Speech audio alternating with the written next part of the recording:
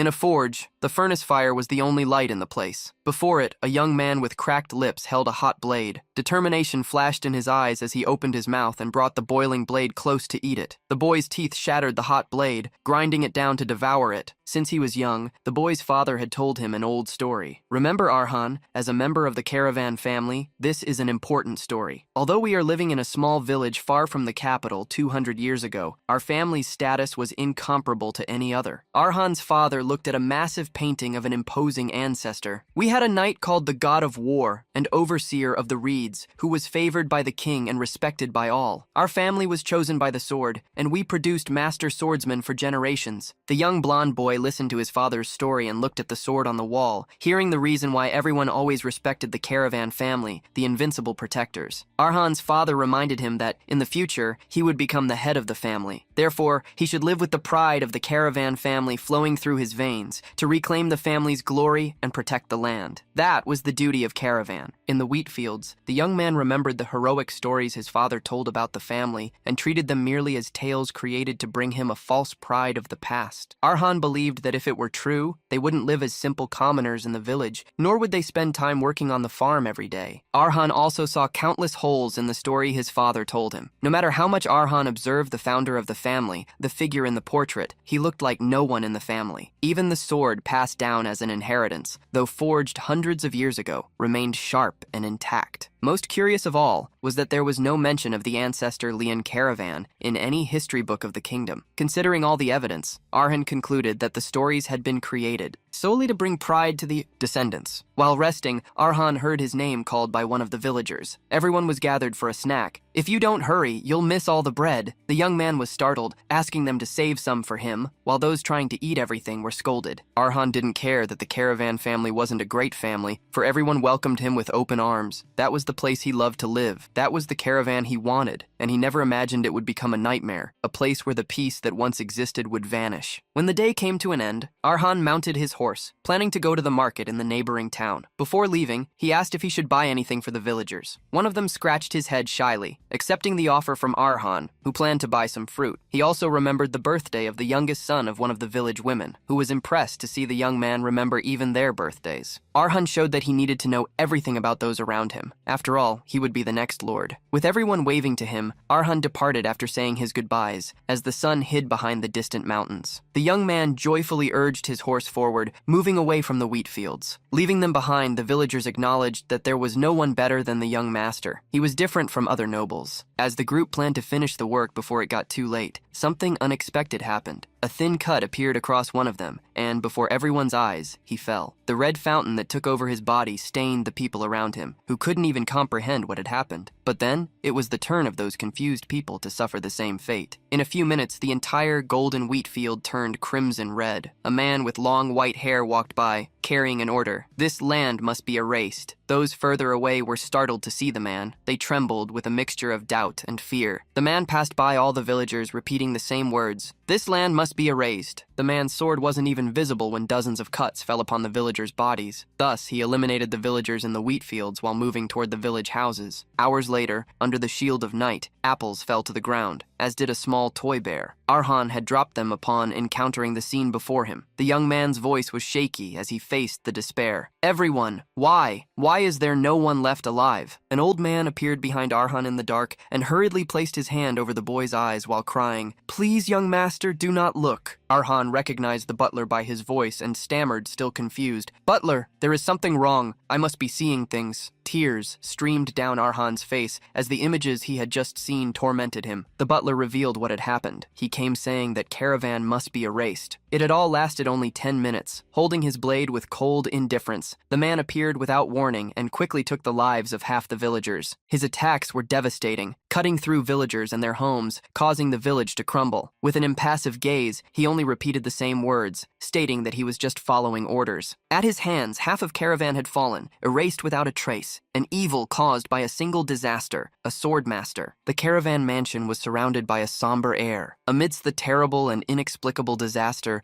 where countless commoners and servants had been eliminated, Arhan's eyes widened, trembling and incredulous as he entered his home. In one corner of the residence, Arhan's father was weeping frantically, hands over his head. Through his own sobbing, Arhan heard a sweet voice call his name. Confused, he saw his mother running toward him. She embraced her son, extremely relieved that he was safe. They hugged tightly, sharing the relief of still being alive. In that moment, the warmth of his mother's embrace brought Arhan a sense of comfort. But during that hug, he noticed the expression in his father's eyes: madness and despair. The tragedy he had witnessed was only beginning. For some reason, the swordsman who had swept through half of the caravan territory in an instant did not harm Arhan's parents, leaving them only with these words: "I will return in 1 month. If you wish to live, leave this place by then." Tears fueled by the revolt inside Arhan's father fell as he raged, questioning what they had done, what crimes they had committed for this to happen to them and their land. But the man only replied without any emotion, "I am only following orders." After the swordsman left those hollow words behind, one by one, the surviving villagers began to flee. It seemed the only way to save their lives, but the caravan family did not have that choice. Arhan's father, crushed by the weight of responsibility, eventually lost his mind in the face of his helplessness as a lord. Arhan's mother led her son into the forest in the middle of the night. After a tight squeeze, she held him by the shoulders, warning him that a carriage had been prepared by the butler and that he was to leave the territory. Arhan did not understand why his mother wanted to stay, nor why his father did. The boy wanted them all to leave together. His mother explained why his father could not leave. As the lord of caravan, he wanted to face the enemy, and she, as his partner, would remain by his side until the final moment. Arhan tried to plead through tears for her to leave as well, but she stopped him, saying, "Those stories your father told were all lies. They were tales of a righteous guardian, of an invincible protector, but they were full of falsehoods. So please, promise your mother. Promise you will never pick up a sword in your